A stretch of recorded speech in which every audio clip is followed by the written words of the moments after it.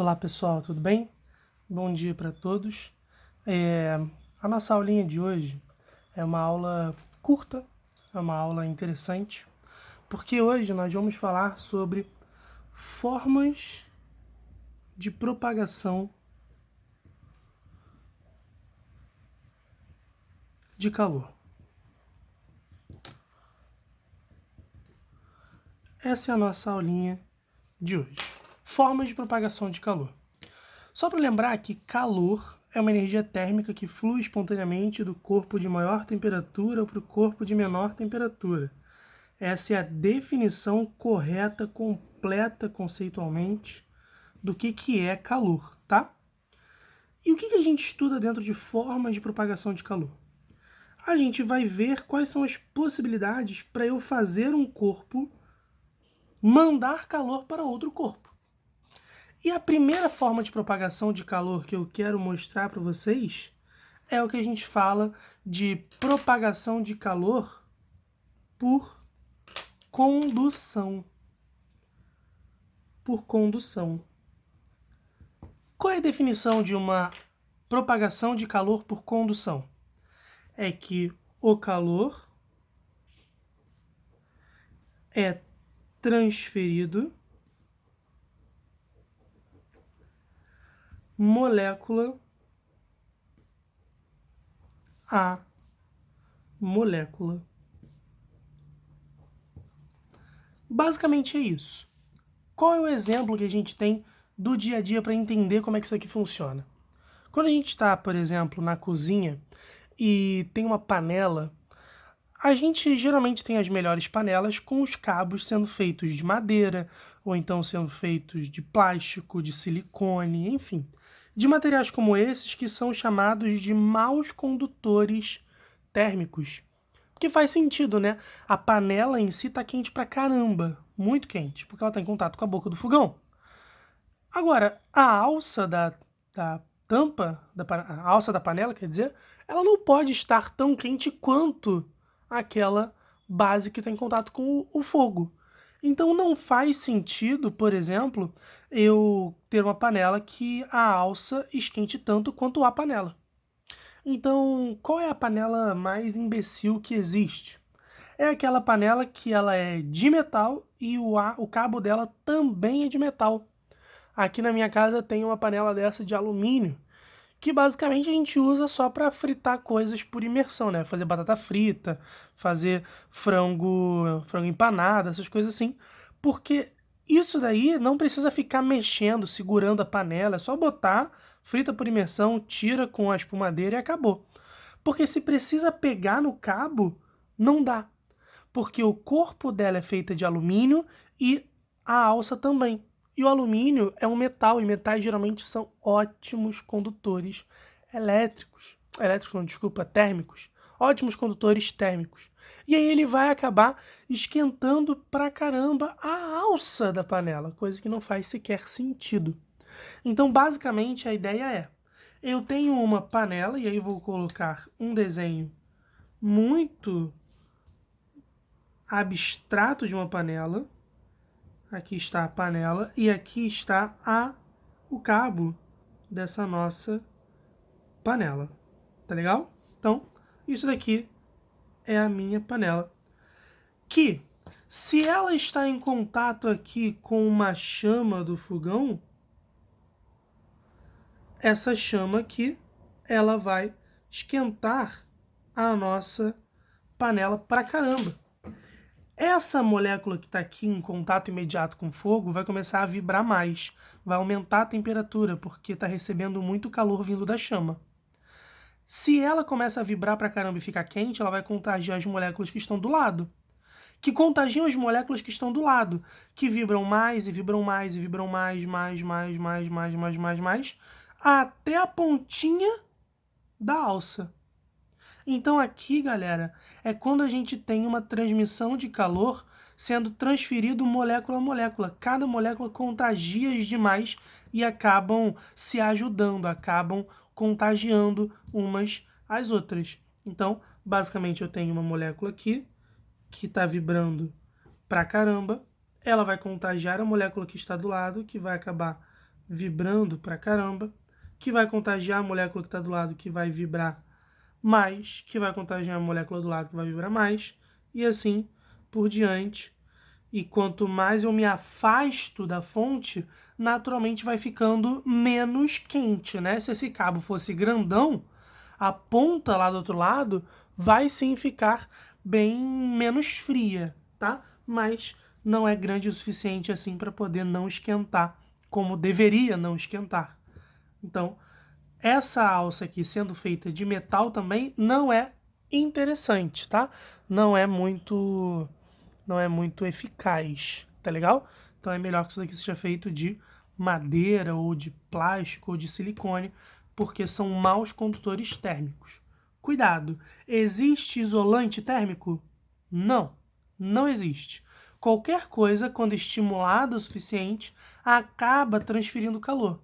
Então, quando você tem aí um plástico, como por exemplo a minha régua, ela é feita de plástico. Ela é feita de plástico, mas ela ainda assim transfere calor. É claro que se eu precisar esquentar essa régua, ela não vai esquentar tão facilmente quanto, por exemplo, esse grampeador, que é feito de metal. O grampeador é feito de metal e ele vai esquentar muito mais facilmente. Eu pego um isqueiro aqui, coloco aqui, ó. Isso vai esquentar. Daqui a pouco tempo, onde eu estou segurando, vai começar a esquentar também. Na régua, eu pego aqui, coloco um isqueiro aqui, isso aqui vai começar a esquentar, vai começar a derreter até, mas o calor vai demorar pra caramba para chegar onde eu estou segurando. Porque isso daqui é um mau condutor térmico. Significa que não conduz calor? Não, não significa isso. Significa que conduz calor, mas mais dificilmente. Tá legal? Então, isso daqui é o que a gente tem de forma de propagação de calor por condução. Molécula a molécula, o calor é transferido. Tudo bem? O segundo tipo de propagação de calor que nós temos é por convecção. O que diz a convecção térmica? Aqui é quando há troca de calor por movimentação de massas fluidas.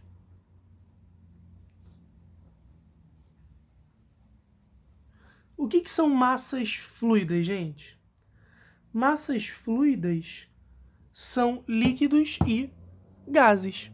É isso, líquido e gás são massas fluidas. Então aqui vale a pena a gente colocar que é para líquidos e gases. Então, para líquidos e para gases, a gente tem a convecção térmica acontecendo. E qual é o melhor exemplo que a gente tem para poder ser grato aí, né? Mostrar um pouco de gratidão à vida e à física e à tecnologia. Nós estamos em época de frio, né? A gente está no outono, depois do inverno, enfim, a gente está em época de frio. Mas se vocês bem lembrarem, a gente mora no Rio de Janeiro, que tem o apelido de Hell de Janeiro de vez em quando, porque Hell em inglês é inferno, né? Porque o Rio de Janeiro fica quente pra caramba e a gente tem que ser muito grato à física por uma maquininha que é colocada aqui, ó, com paletas que jogam ar frio para uma sala de aula em dezembro, enquanto está fazendo prova para entrar de férias. Tá quente pra caramba e esse ar aqui fica jogando ar frio para poder gelar a nossa sala. Então, basicamente, o que acontece aqui é uma movimentação de massas fluidas. Quem é a massa fluida aqui? É o ar. Então, esse ar-condicionado, ele vai jogar ar gelado para cá. E se você, jovem mancebo, está aqui sentado numa cadeira fazendo prova, você está esquentando o ar que está ao seu redor, porque você é um ser endotérmico mamífero que tem a temperatura constante aí de 36,5, 37 graus quando saudável. Então você esquenta o ar que está ao seu redor e isso daqui, ó, vai fazer o ar aqui embaixo ficar mais quente. Se o ar-condicionado estiver desligado, fica abafado pra caramba. Mas se ele estiver ligado, o que acontece é, pelo fato de aqui embaixo o ar estar mais quente, as moléculas ficam mais separadas. Naturalmente, né? A gente estudou isso até em dilatação térmica. Quanto mais quente, as moléculas ficam mais separadas e aí os corpos tendem a expandir. Aí esse cara aqui tá cheio de moléculas espaçadas, enquanto que aqui em cima esse ar tá frio. Então as moléculas estão pouco espaçadas, então elas estão grudadinhas. Se elas estão grudadinhas, é uma concentração maior de massa num volume pequeno. Aqui é uma concentração menor de massa num volume grande, está espaçado aqui. Basicamente, então, a densidade do frio vai ser, então, maior do que a densidade do quente. Tudo bem? E aí, com essa diferença de densidades, o que vai acabar acontecendo é que vai descer o ar gelado vai descer, e o que vai acontecer com o ar que é quente? Exatamente, o ar quente vai acabar subindo, e com isso a gente forma as tais correntes de convecção térmica, porque o ar frio desce e o ar quente sobe. Quando o frio desce e o quente sobe, eles trocam calor no meio, eles encostam um no outro, e isso acaba resfriando o ar quente que está subindo e naturalmente acaba esquentando o ar frio que desce. Troca-se calor aí no meio do caminho para que a sala inteira fique climatizada. E aí a gente tem uma sala que está climatizada por causa das chamadas correntes de convecção. Tá legal? Então, por movimentação de massas fluidas, de líquidos ou de gases, isso daqui acaba trocando o calor aí. Então, o gás aqui é o ar, tá? Essa é a massa fluida, mas pode ser um líquido também. A minha água perfeita é a água metade gelada, metade temperatura ambiente. Se você coloca a água gelada primeiro e a água quente depois, você vai beber água quente, quente, quente, gelada, gelada, gelada. E isso não é o propósito da água que eu quero. Eu quero água misturada aí a temperatura fresquinha. Então, para ser mais útil, né, para ser mais eficaz, melhor dizendo, a gente tem que primeiro colocar a água quente e depois a água fria, para que a água quente suba, a fria desça e troque em calor no meio do caminho, exatamente igual isso daqui. Se isso é o meu copo de água, eu coloco a água quente primeiro, depois a água fria desce, a quente sobe, e aí vão trocar calor no meio do caminho e a minha água vai ficar fresca do jeito que eu quero. Um outro exemplo é da época que a gente podia ir à praia, principalmente na região dos lagos, no Rio de Janeiro, que é muito gelada a água. Você vai em Cabo Frio, vai em Saquarema, você vai ter ali uma água extremamente gelada. E quando você entra, a água está muito gelada. Mas aí você entra mais e percebe que o seu pé está quase congelando. Por que isso? Porque a água fria do mar acaba descendo e a água quente acaba subindo. Só que lá é tão gelado que em cima é gelado pra caramba e embaixo é quase gelo, quase congelado.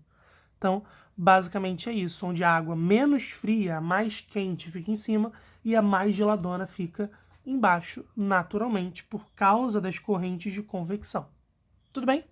Então, massas fluidas mais densas descem, que são as mais frias, e as menos densas sobem, que são as águas ou as massas fluidas menos densas, mais quentes, acabam sumindo. Show de bola? E aí, para fechar, já estamos no final, a gente tem o terceiro e último tipo de propagação de calor, que é por irradiação. Por irradiação térmica, a gente vai ter o seguinte, galera. Basicamente, isso daqui é quando propaga-se calor, aqui o calor é transferido por ondas eletromagnéticas. eletromagnéticas. O que são ondas eletromagnéticas? A gente ainda não estudou. A gente ainda vai estudar isso em Física 1, se eu não me engano, no ano que vem, tá? Ainda não é esse ano. Ondas eletromagnéticas não tem como eu falar muito aprofundadamente para vocês, mas eu posso dar exemplos. O que são ondas eletromagnéticas? Quais são os exemplos de ondas eletromagnéticas que a gente tem? A gente tem, por exemplo, a luz, né? A luz mesmo, a do celular, a luz do sol, várias luzes aí. A gente tem raio-x, aquele mesmo que você usa quando você quebra o pé. Você usa o raio-x para poder enxergar o seu osso. A gente tem também os raios ultravioleta, que são aqueles que a gente está acostumado a falar do protetor solar, né? Protetor solar que protege dos raios UVA e UVB. A gente tem o do controle remoto, que é o infravermelho. Opa, peraí, coloquei errado. Infravermelho é IV. Infravermelho, tá legal? Infravermelho é também uma onda eletromagnética. Enfim, tem as ondas de TV, tem as ondas de celular, várias ondas eletromagnéticas aí diferentes pra gente. O que elas mostram pra gente? Isso mostra que todas essas ondas elas podem se propagar no vácuo. Então elas se propagam-se no vácuo. Como é que eu sei que elas se propagam no vácuo? Por exemplo, a luz vem lá do Sol, não se movimenta pelo espaço sideral até chegar aqui? Sim, se movimenta. Então, é um vácuo, tem lá. Por exemplo, as ondas de TV e de celular se propagam no vácuo, né? Porque o satélite está lá orbitando a Terra, e aí sai do meu celular, vai no satélite e volta. O satélite não está dentro da parte da atmosfera terrestre, está lá no espaço também.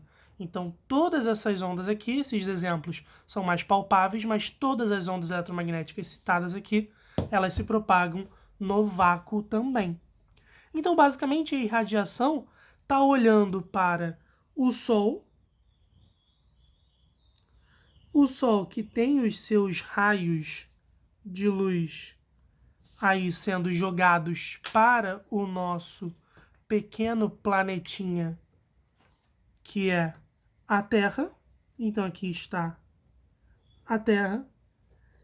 E o Sol manda os seus raios de luz vindo para cá. E aí ele propaga o calor através disso aí. Então aqui vem o calor através das ondas eletromagnéticas. E basicamente, gente, é isso aqui que explica por que em lugares no Equador a gente tem temperaturas mais altas e por que nos polos são temperaturas mais baixas. Porque se você reparar aqui, ó, esse pontilhado que eu estou colocando é a linha do Equador. Aqui seria o trópico de cima, aqui o trópico de baixo. Eu sempre confundo qual é Capricórnio e qual é Câncer, mas eu acho que o de baixo é Capricórnio, eu acho, e de cima é Câncer, mas eu não lembro, enfim.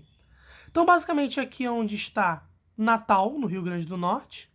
Aqui é onde está o Uruguai, onde está Buenos Aires, essas coisas assim. Aqui em cima é onde está Nova York, Toronto, essa galera lá no norte do planeta.